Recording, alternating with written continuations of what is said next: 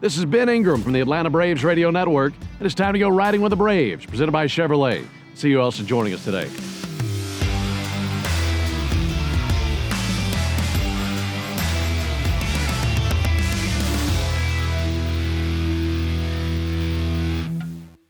Riding with the Braves, and joining us now, Joe Jiménez in this brand new Chevy truck. And before we dive into how things are going for you right now, how about our ride today? This is a nice truck, isn't it? It is, man. I mean, it's 2024, right? Yeah. It's pretty cool. Yeah, this thing is nice. Oh yeah, very spacious. Oh, and it looks nice. Well, it's good to see you. And you've been with the Braves one season. This is going into your second season, and I'd imagine that you feel like you're in a much better place right now than where you were a year ago, because last year it was your first year with the team, and you're coming off back surgery. So, how do you feel right now compared to where you were a year ago? Yeah, absolutely. I mean, obviously, it was a change from last year. I feel like I have a normal spring training now and off season too. Coming to spring training just feel normal. I'm just trying to get ready for the season now, not worrying about nothing else. And that's the main thing. Yeah, I think I'm in a good spot right now and just trying to get ready. And a lot easier to do that when you're healthy too, right? Yeah, absolutely. I mean, like I said, I mean, when you're fighting stuff, it's hard, man.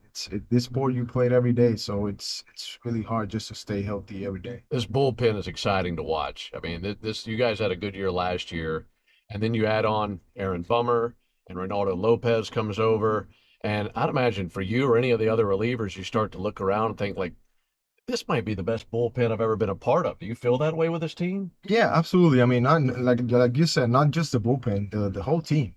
And even compared from last year that we had a pretty good team. I mean, this bullpen, it's crazy. I mean, I was talking the other day with the boys, and we have versatility in the bullpen that we had never had before. I mean, different arm slots, different velocities. I mean, we got basically everything that you need in a bullpen. So I think we're in a good spot. I think so too. And I love that you personally, I mean, you had a great run with Detroit. You were an all-star with the Tigers, but you come to Atlanta. You got to pitch in the postseason last year for the first time. Yeah. What was that experience like for you, and what did you learn that you'll be able to take to your next postseason experience? I mean, it was unbelievable. Just because I mean, pitching. My only outing yet last year was in Atlanta, and just feeling the fans and how engaged the fans are with the game, and obviously the postseason is just unbelievable. And I mean, the game two in Atlanta was crazy. So overall, it was great for me. But yeah, I mean, pitching in the postseason, he meant a lot for me. I mean, obviously, you dream about that since you're a kid. So, and now that I mean, obviously, we're trying to win everything. It feels good.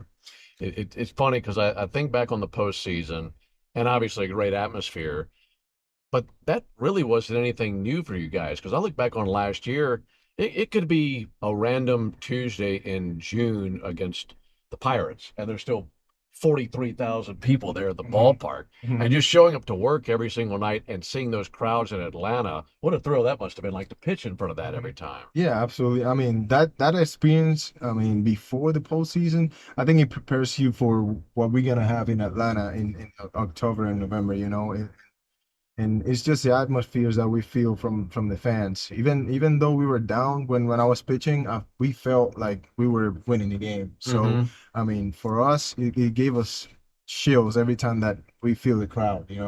And yeah, it's just unbelievable how fans are really like into the game in Atlanta and they love the team. Yeah. How much do you love on a home run running out there and seeing the player coming around pointing at you guys in the bullpen? Oh man, I mean, we give a hard time to the position players every time that they hit a homer, just because if they don't point to the bullpen, I mean, they got a problem with us. You know what I mean? I mean, we just have fun overall. The chemistry that we have, and just the clubhouse and everybody's just we get along with everybody, and it's just we're just trying to help. Every guy is helping the next guy next year, and that's the main thing.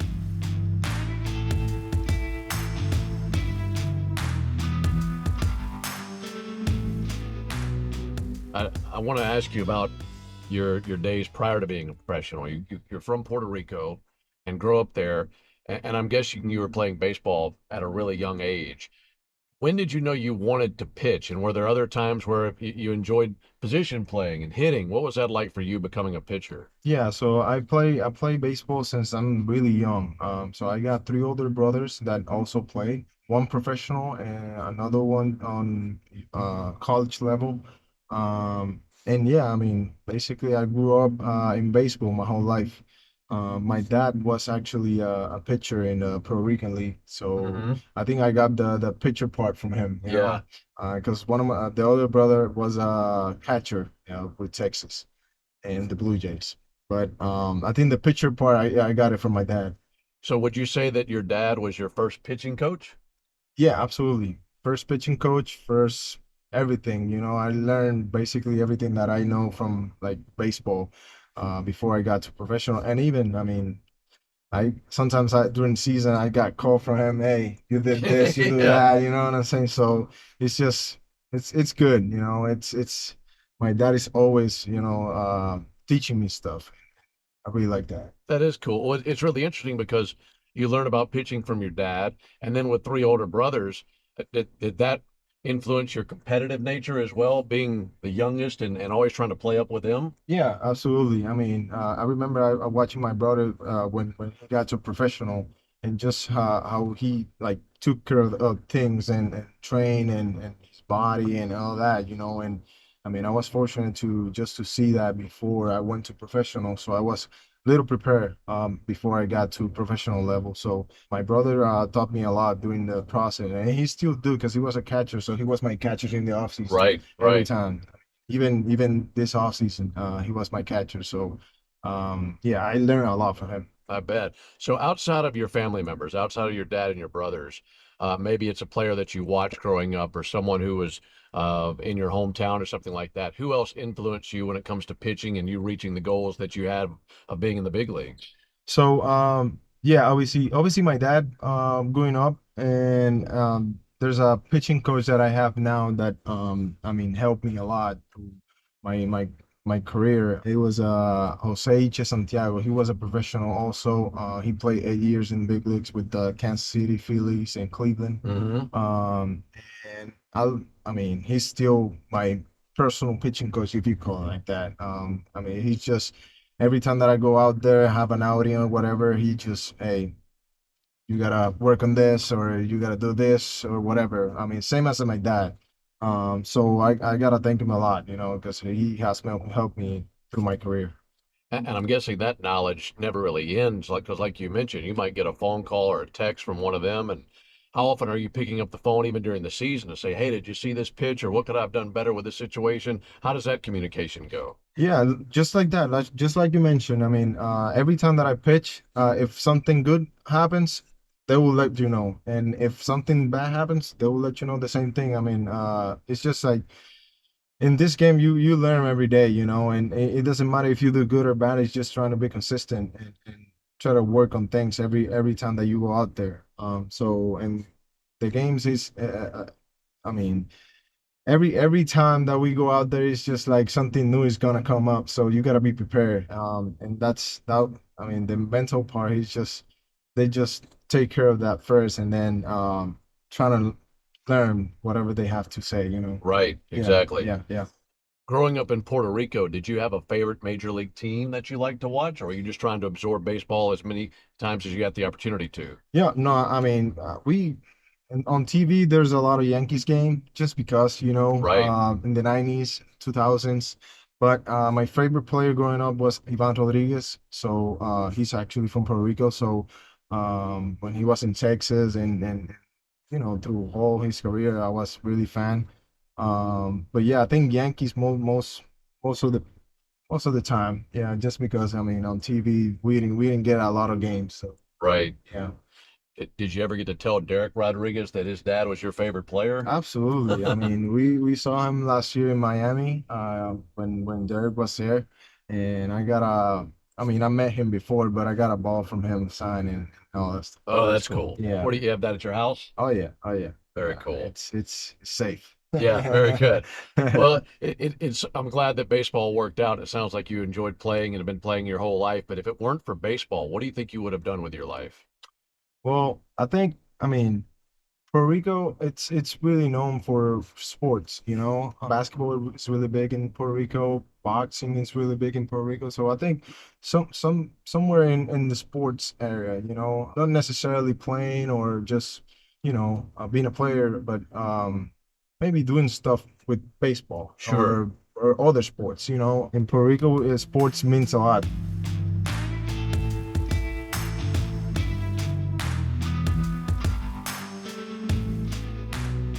I want to ask you about being an all-star. You were an all-star with the Tigers when you were 23 years old. Mhm. So, which you had to be one of the youngest guys there. How thrilling was that to be so young and get to go to the All-Star game? Yeah, I think I was the youngest American League team because on the other side you got Alves and all that, and they were Right, younger. right. But But you're the youngest American League yes, All-Star. yes. So I felt really starstruck when I went to the clubhouse just because I mean I saw my truck for the first time, saw players that I watched before on TV. You know, obviously I played with Miguel Cabrera, that he's a big name Right. in sports and all that, but I think just watching all the guys and how they do their stuff. I just learned a lot through those days in All-Star game. Yeah, and getting to do that so young, that's so cool to get that experience. Let me ask you about going from one organization to another. You go from the Tigers to the Braves, and when you go to a new organization, you have a new pitching coach. And obviously here you have Rick Kranitz. And what's it like having a brand new coach, brand new coaches all around you, and they're learning you, you're learning them. Is that a pretty easy transition for a pitcher going from one organization to another?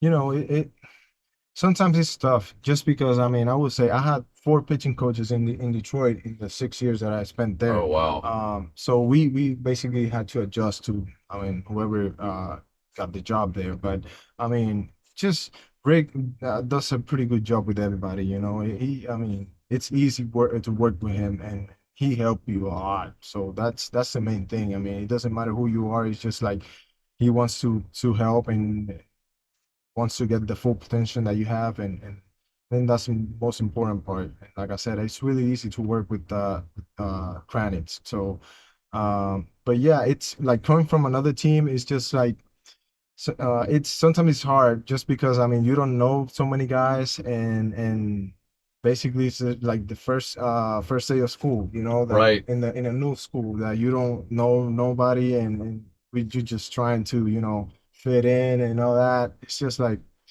but yeah, other than that, I mean, it worked out fine just because I mean Atlanta it makes everything easier, you know.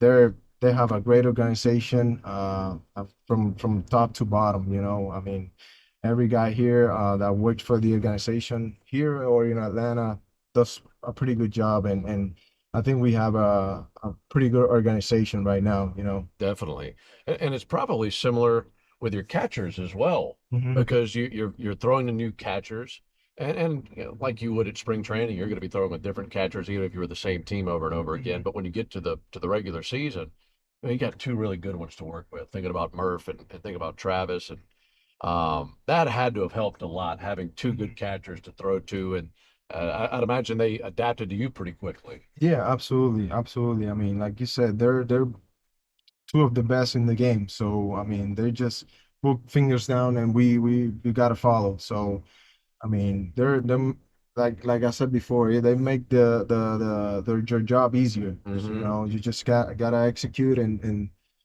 just throw the pitches that they want you to throw and the location too. But I mean, they're awesome. You know, they study the game that like nobody does, and that's the most important part because you're prepared before the game. You know, they learn a lot through like videos and data and all that. So Right. like I said, I mean they're prepared for that.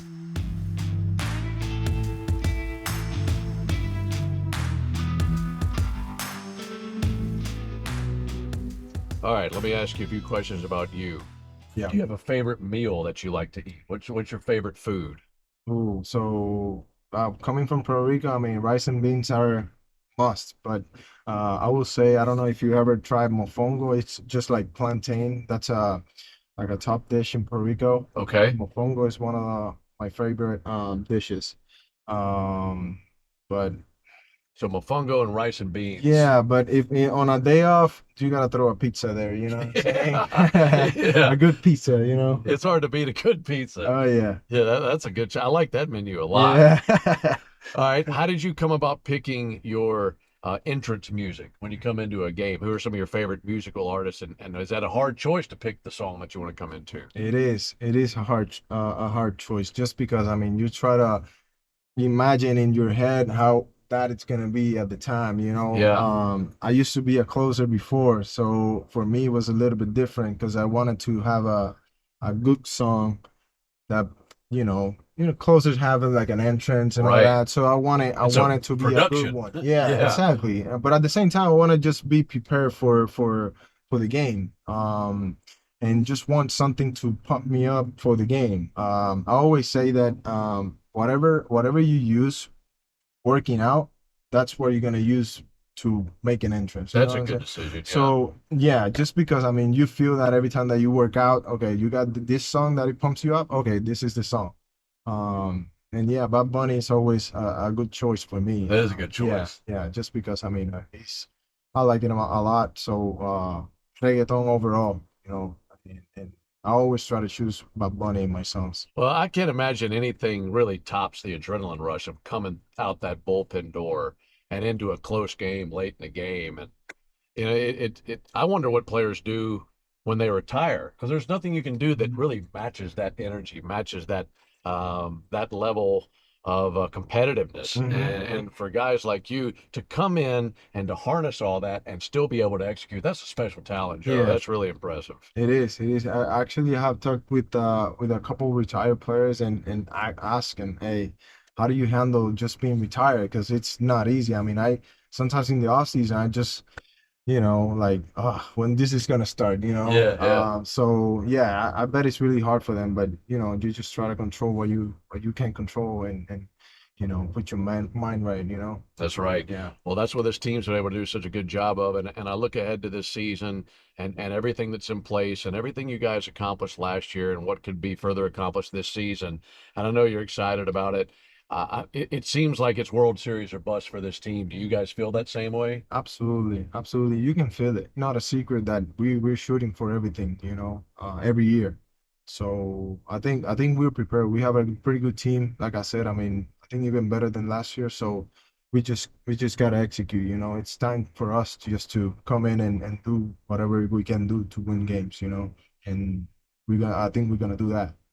I do too. And thinking about the team last year, you won 104 games, and it's pretty much it's the same guys back plus a little bit. Talking about the guys that were added to the bullpen and things like that. I just think that, like you said, that the sky is the limit for this team and how good you can be. And that has to be really exciting this time of year, looking at it, what's to come, and knowing everything you could accomplish individually and as a team as well. Yeah, I think Alex does a pretty good job. Every year he just try to improve the organization, just to, not just players, overall, staff and everything. I think that's the most important part, just because I think it's helping us to be in a good position to win.